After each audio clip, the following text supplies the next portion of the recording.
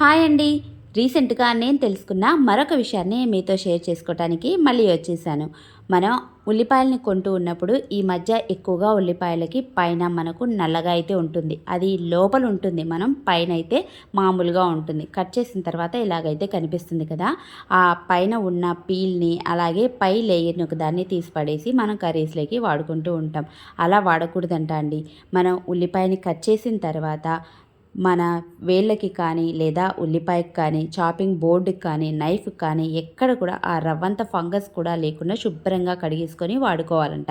ఈ ఫంగస్ని మనం పొరపాటుగా కొద్దిగా అయినా సరే వంటలో వేసేసుకొని తినేయటం వల్ల క్యాన్సర్లు వచ్చే అవకాశాలు చాలా ఎక్కువగా ఉన్నాయంటండి. ఇది డాక్టరే చెప్పారు.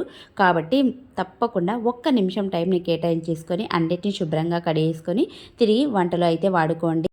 అలాగే ఒక చిన్న లైక్ ఇచ్చి సబ్స్క్రైబ్ చేసుకోండి.